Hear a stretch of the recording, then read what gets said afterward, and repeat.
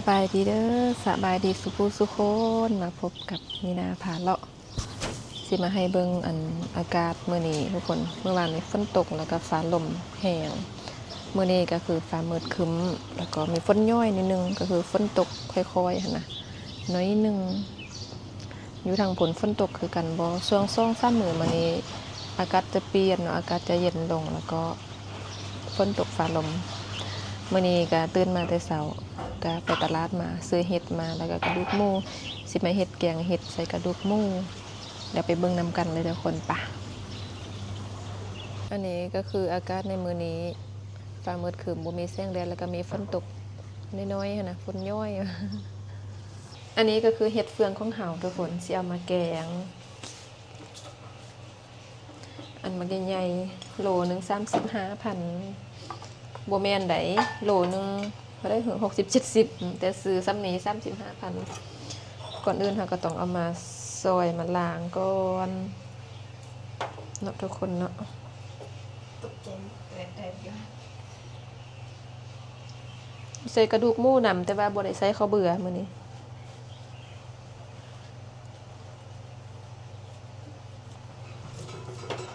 โอเคไปสู้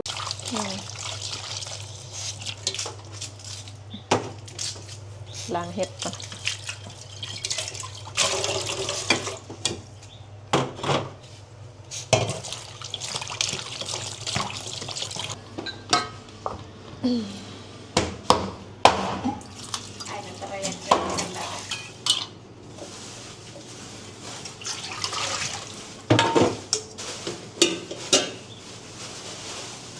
น่าสดเรียวๆจริงค่ะทุบซะได้มันก็หอมเนาะยืมซากเด้น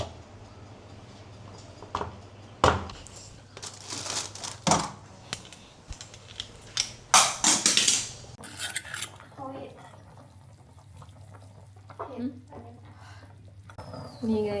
เดี๋ยวจะเอาเห็ดใส่เพราะว่าต้มกระดูกกับใส่เครื่องปรุงที่ว่าตักไปแล้วก็แล้วทุกคนเส้นหลายเส้นหลายเส้นน้อยเส้นน้อยจะเอาใส่น้ำเกลือไงจังคนมันเขาเห็ดเวียกเด็กมันจะใหญ่น้องเพชรกำลังครัวกินอยู่หันครัวทางล่างคนน่ะ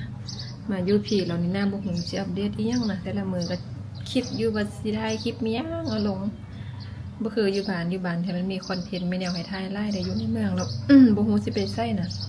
ออกไปนอกก็ต้องได้แบบได้เสียเงินบ่มีเงินบ่อยากเอาไปไสก็เลยไปอยู่แต่ห้องครัวกินกับเมนูบ้านๆเมนูเดิมๆเลยแหละเนาะบ่ฮู้สิอัปเดตมีหยังแต่ละมื้อก็ได้ก็บ่ค่อยอยากออกไปนอกอากาศร้อนเด้อยู่พี่แต่ว่า2-3 มื้อที่อากาศเย็นลงแล้วก็ฝนตกฟ้าลมมื้อนี้ก็พากันครัวกินเห็ดแกงเห็ดกินอาหารบ้านๆแล้วมากินข้าวนำกันเลยมาเด้อมากินข้าวนำกันเนื้อแล้วแกงเห็ดของเฮามีแต่แกงเห็ดอย่างเดียวมื้อนี้แล้วก็กินกับข้าวเจ้าข้าวผัดเห็ดไรกินบ่หมดข้าวผัดนี่ก็ผัดเองทุกคน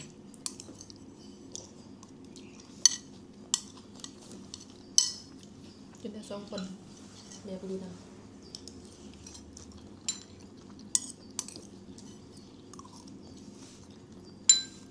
อันนี้เมียอยู่ในเมืองครับเนาะกิน3 คนเมียอยู่คนเดียวผู้เดียว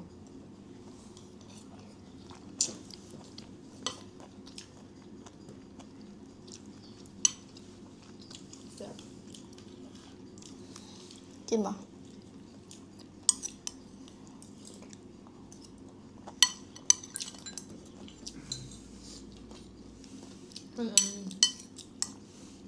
ใส่ผักอันว่านกับข้าวเบื่อกับยานางจะเอาเป็นอ้อนะมันแซ่บมือมันจับจางเนาะมือหน้าก่อนกับข้าวจะเอาย่างก็เห็ดหมกเลยเห็นไหม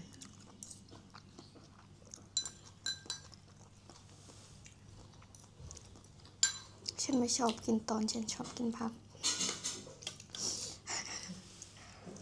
เสื่อนผักมะแกงแบบนี้เมนูต่อไป